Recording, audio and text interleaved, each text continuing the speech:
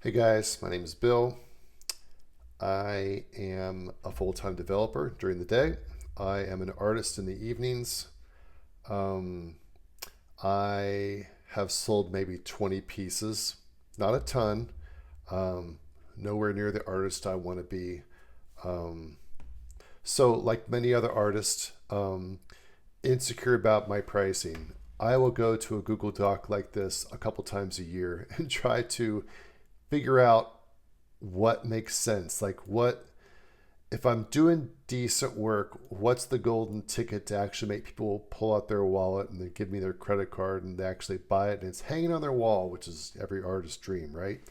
I also find myself in situations occasionally where in conversation will come up that I'm an artist and they'll ask, so they'll point to the wall, what would you charge for something like that? And it's like, I've got to get back to him. I don't know off the top of my head what I charge for a 24 by 24 or something like that. And so I just try to be polite until I get back to him, recognizing that later I may have missed that moment where they were ready to say, right now, they're ready to buy right now. They saw some of my work. I showed them on my phone or we were somewhere else and they saw some of my work. They liked it, but the moment might have passed.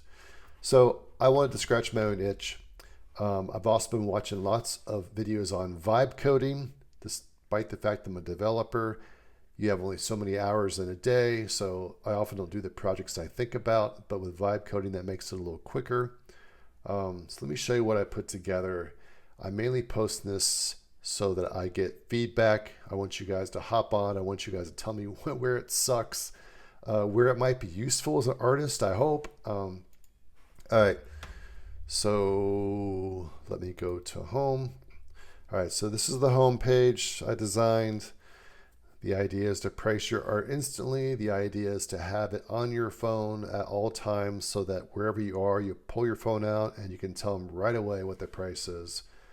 Um, I did like a 30-day free trial for 30 days. I try to make the pricing of this something where I can at least make a little bit of money and pay for the servers and stuff like that. But I realize I'm dealing with artists who are usually broke. So I'll get to that in a second. Yeah, so, fun charts, design came out good. I'm happy with it. Never miss a sale again. And so, yeah, I'm thinking like, I don't know, 50 cents a month. Is that reasonable? Is that too much? I guess it depends on how useful they feel like it's going to be, right? Um, anyway, that's that. Let me sign in. Let me remember the test account I used. There we go.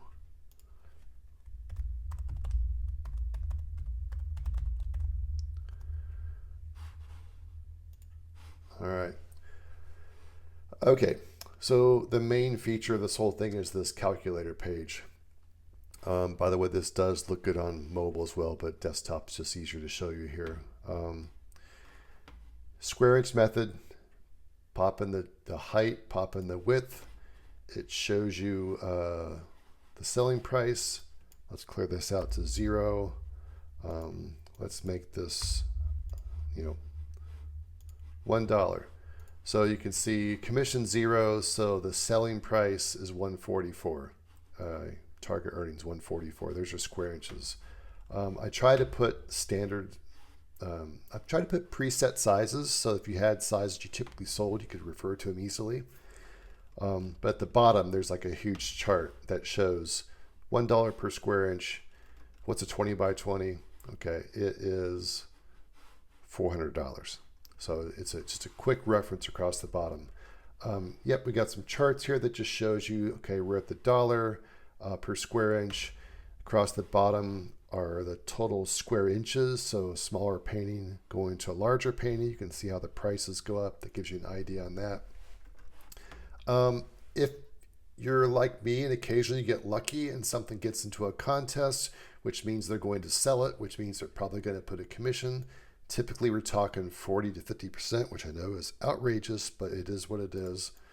If I'm trying to sell this 12 by 12 and I'm trying to get $144 out of it, let's just say, and they want 40% commission, I can just pop this in here, and now I know their commission amount. That was my target to earn, but that's what I've got to sell it for now. So of course this adjusts as you adjust your price per square inch. You know, it really depends on, well, not 31, but you know, maybe 310. Even this gets, I mean, it depends on what level you're at. You know, you might be more comfortable with the you know, $1.25 or less. Who knows? You know, a 12 by 12 for $180, or excuse me, put that back to zero. Yeah, for $180. I don't know if that's a good price for you or not, but that's the way that works.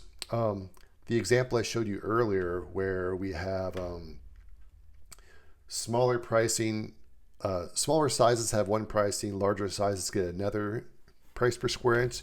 That's why I put in this tiered pricing. So now I can say, okay, smaller paintings, less than 200 square inches, we'll make those $1.50. And you can, by the way, you can change these sizes to whatever you consider to be a small or a medium.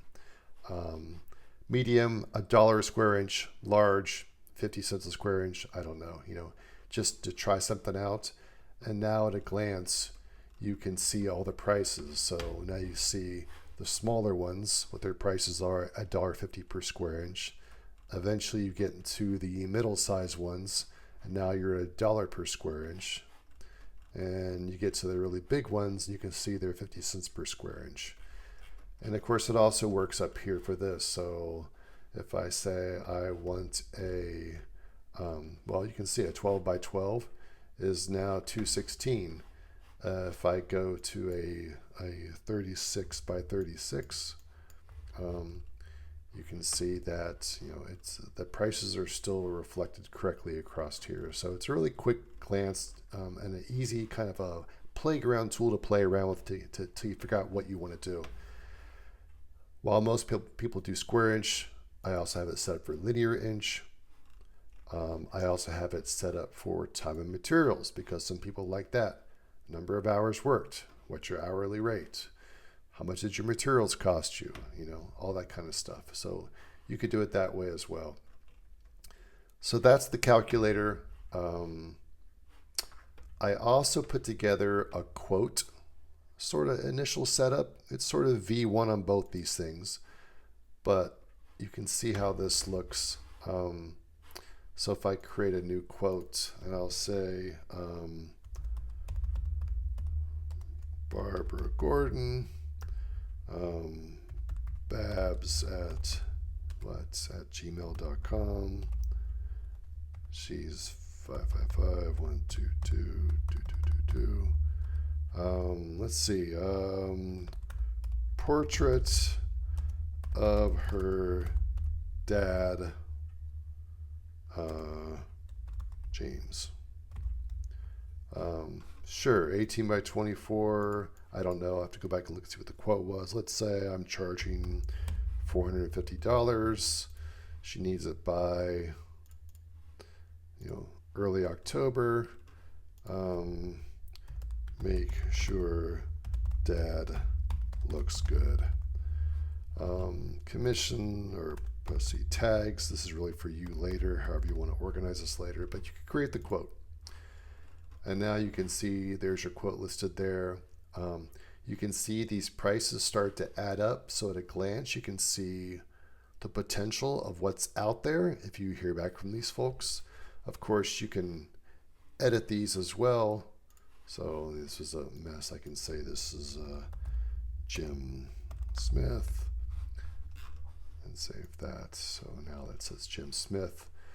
But it's just essentially like a dashboard to see what you've quoted people. Say this one comes in, so instead of pending, this one was accepted, and update the quote.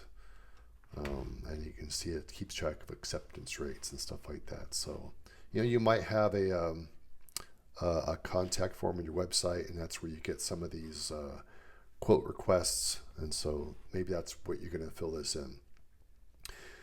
So those are my two tools I put together, of course, in some kind of contact where you can request feedback. And yeah, if you guys want to use this, that would be great. But yeah, I vibe coded this. I did it over the course of a couple weeks on and off. The question is, how can I make it better? And I know that this group will give me some feedback on that. So I hope you do, and appreciate you watching this probably very too long video. So take care. Bye.